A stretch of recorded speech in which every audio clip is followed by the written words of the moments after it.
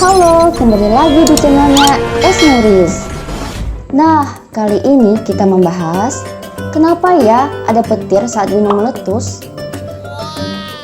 Sebelumnya, jangan lupa dukung terus channel ini ya, dengan klik tombol subscribe, like, komen, dan nyalakan lonceng notifikasinya ya.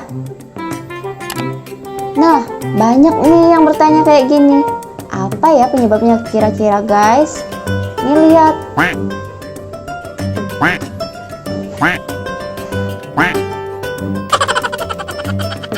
Haha, bukan karena Zeus, Eldora, atau Thor ya. Haha, bukan itu penyebabnya guys. Yuk mari kita cari tahu. Oke. Fenomena petir pada saat gunung meletus ini dikenal sebagai petir vulkanik. Eits, sebelum masuk ke situ, kita perlu tahu nih, petir itu apa sih?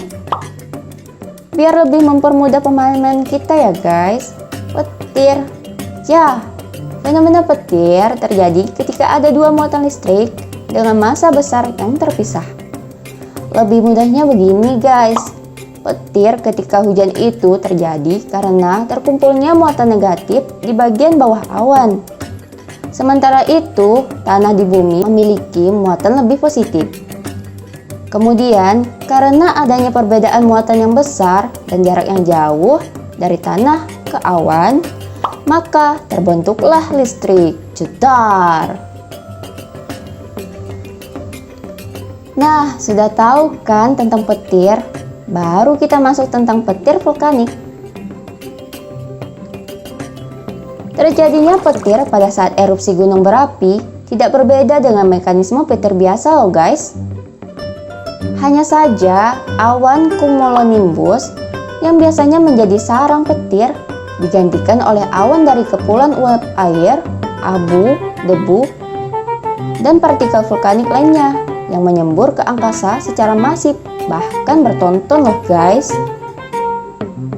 Sekarang ketika terjadinya gunung meletus, abu vulkanik, pasir, dan batuan akan keluar dari mulut erupsi. Hal ini menyebabkan terjadinya gesekan antar abu vulkanik, pasir, dan batuan.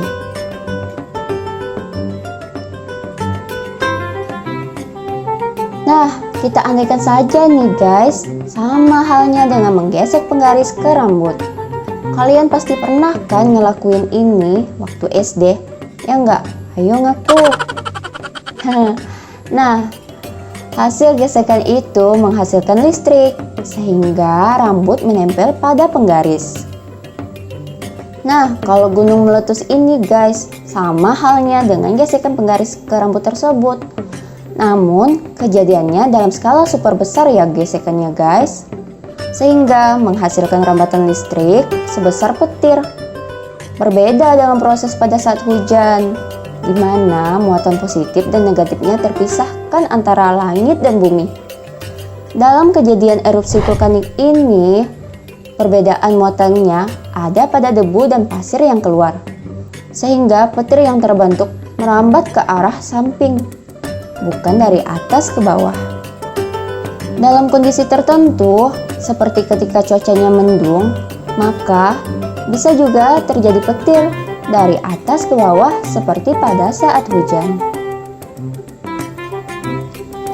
Sebuah penelitian yang dimuat jurnal Science mengindikasikan bahwa tegangan listrik yang ditimbulkan saat serpihan berbatuan, partikel abu, dan partikel es vulkanik saling bertabrakan dan memproduksi tegangan statik sebagaimana bila partikel es bertubrukan pada badai petir biasa.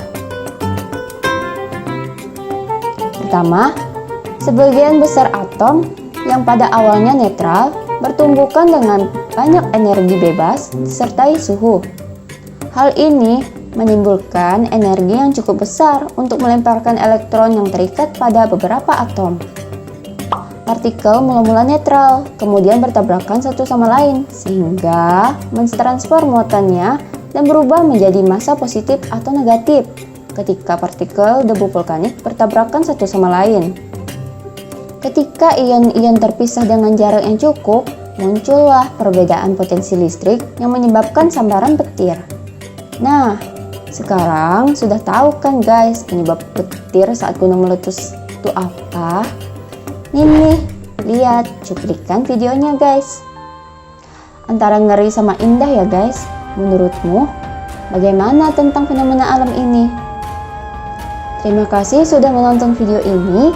Jangan lupa like, comment, share, subscribe, dan aktifkan lonceng notifikasinya ya guys. Dadah!